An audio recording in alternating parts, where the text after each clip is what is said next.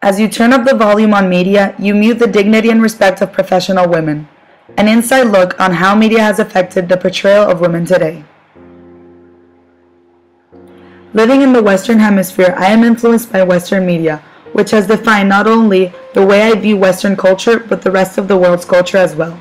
They depict us to be the good guys, yet depict others as the enemy. Well, in reality, the question is, who is the enemy? If this was polled in the United States, people would all agree that the enemy lies in the Middle East. Why? Because of the constant oppression and violence towards women, and also because of the terrorists. The most well-known terrorist attack committed by a Middle Eastern towards the United States was led by Osama bin Laden. After this terrorist attack known as 9/11, Osama bin Laden's letter to America stated, "You are a nation that exploits women like consumer products or advertising tools, calling upon consumers to purchase them. You use women to serve passengers, visitors, and strangers to increase your profit margins. You then rant that you support the liberation of women." Which takes us back to the leading question, who is the enemy? Let's analyze the current situation in the United States to better understand this phenomenon. U.S. media companies have dominated the country for years, be it by selling politicians, the future leaders of our nation, or by depicting our culture and other cultures as they want us to perceive them. These media companies have the power to portray women as confident and professional leaders, competent of leading our nation to a brighter future, and hopefully influencing young girls to become these professional leaders. But instead, they use women as a symbol of male domination and inferiority. The first image we can see here is how media companies create insecure women by enhancing all of their body parts to portray an unrealistic view of how an attractive woman should look like, fooling men and women to think that women can actually achieve this enhanced look. The second image portrays women used as a sex symbol, and the last image portrays male domination.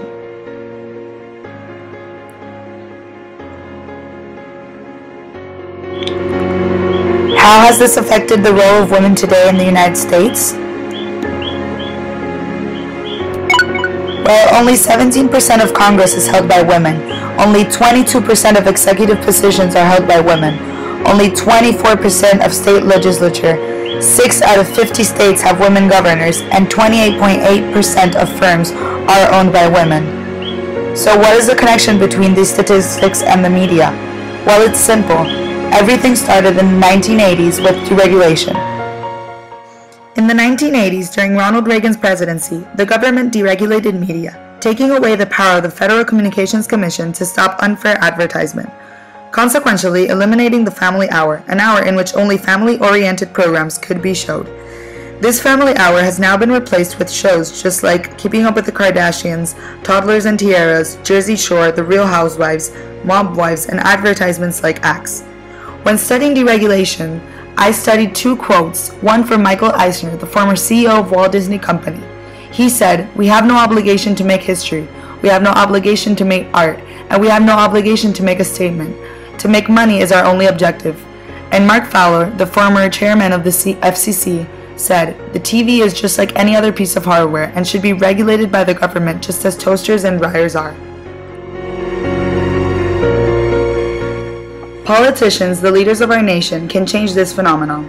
But if they were to pass a bill in Congress re-regulating media, the media companies would be upset and would tarnish the image of these politicians through media services.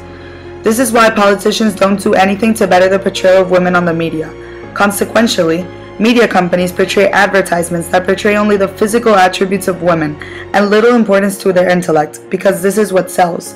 So young girls are turning on their TVs to see advertisements like these. So it is up to them to turn into something they haven't seen before. During the 2008 presidential elections, after President Obama and Hillary Clinton's debate, the news talked about Clinton's haggard looks and wardrobe, and talked very little about the substance of her debate. The newscasters talked about Obama's discussion during the debate, and never even mentioned his looks. So the way media portrays women has directly influenced the way society views women as well.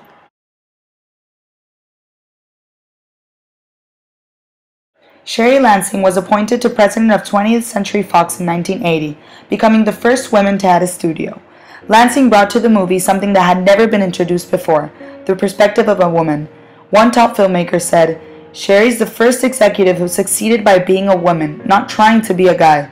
She can be maternal, she can be sexy, she can use her femininity to be manipulative, but she's always brilliantly a woman. Kathleen Black became the first woman publisher of a weekly consumer magazine. She was named president of the Newspaper Association of America in 1991 and became the first woman president of Hearst magazine. Geraldine Laybourne brought a new female perspective to the Nickelodeon station, which is so popular among children viewers. Laybourne talks about her days at Nickelodeon and says, "When we changed the face of children's television for Nickelodeon, we did it by putting up what the stereotypes were and what broadcasters told us what we had to do, and then we debunked them." Laybourne's female perspective added to the success at Nickelodeon in another way. As Katie Couric once said, "The media can be an agent of change. It can maintain the status quo and reflect the views of society, or it can hopefully awaken people and change minds. The media can be a catalyst of positive change, as well as for negative change. When the FCC deregulated media, they turned the media into a catalyst of negative change." As a young woman, I am committed to make a change, and with my research paper, I wish to further create conscience about this phenomenon. It's time to take a stand and empower women to empower the future.